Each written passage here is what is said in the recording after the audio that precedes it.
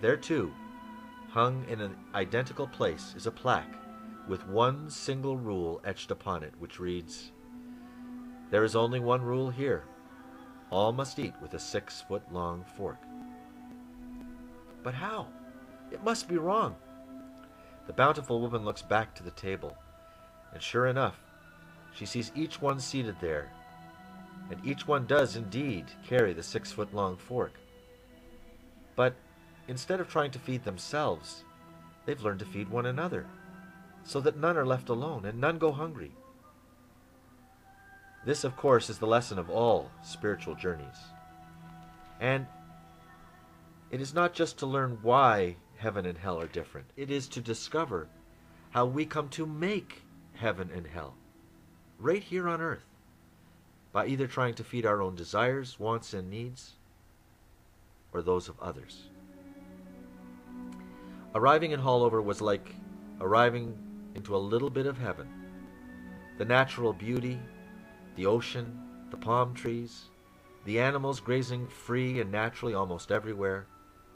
At first glance, it could very well be paradise.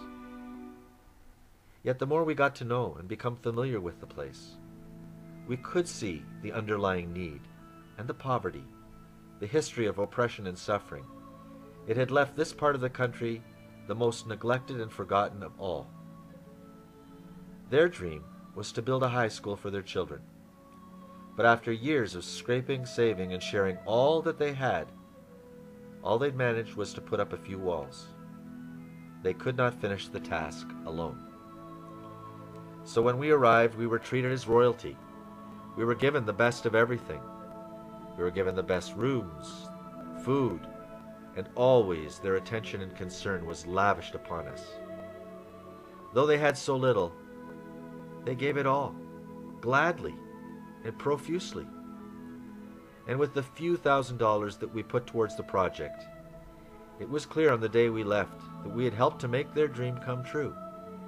Because with our support, we were able to finish putting down a solid floor and install a new roof that would make it possible to begin instruction that very next week.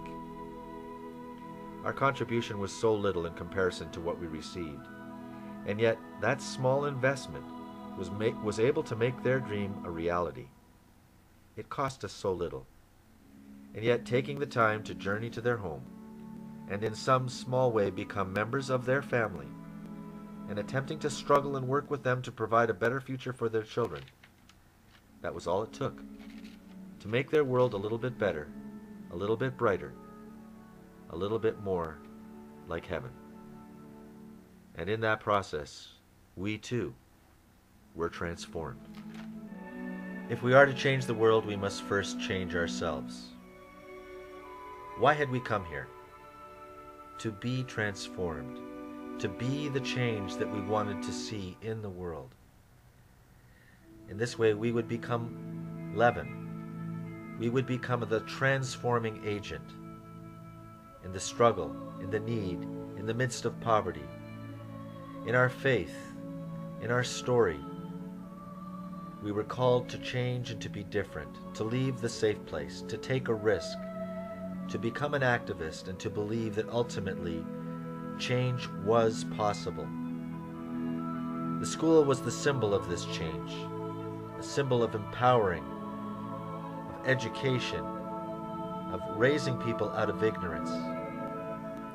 And as it said on the back of our t-shirts, the greatest violence is ignorance. We can no longer afford to ignore, to be indifferent, to be passive and apathetic, to live in fear, denial, lies, to pretend that nothing outside of our bubble truly matters. Like Jesus, we're called to be fully actualized persons, active, not to react, but to interact, to be proactive, to be activists who activate, to be leaven and a cause for change, the agent of transformation, and ultimately even to bring life out of death. Near the end of our trip, we had spent a day walking to another village, and by the time we were walking home, it had gotten quite dark. And this walk home caused me to think a lot about the symbolism of walking the path in the dark.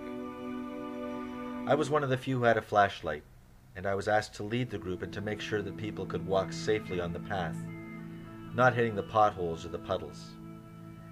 And I reflected on how it got harder to set the pace and to care for those behind us, as one of the students, actually a couple of them, kept racing forward, especially in the dark, because I had to watch their progress as well as mark the path. It was distracting. It was hard to keep the light focused as I would have liked. It also became impossible to walk slowly.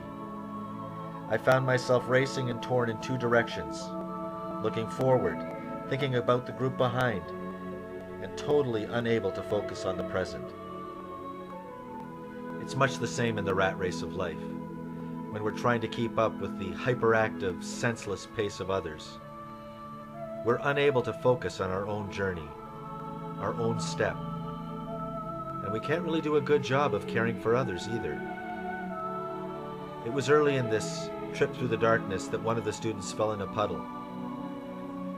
It made me think of a poem that my daughter had given me on Father's Day many years ago, where she said, "Someone who's a true father is one who carries me when I cannot walk, and even when I get big, though his stride is much bigger than my own, and can far outpace my own, he will choose to walk slower, so that it is possible to walk side by side and hand in hand." Of course, this is the challenge, to find the right path, to be guided by the light, and to not set the pace at breakneck speed so as to ignore the journey, to miss the journey, but to really live in the present, to not race through or miss the meaning. These trips of the North-South Awareness Project come and they go so quickly, and it's so easy to miss the forest for the trees. And before you know it, you're back in the familiar world, the pattern of home, the rat race, and you've lost the last chance you had to change.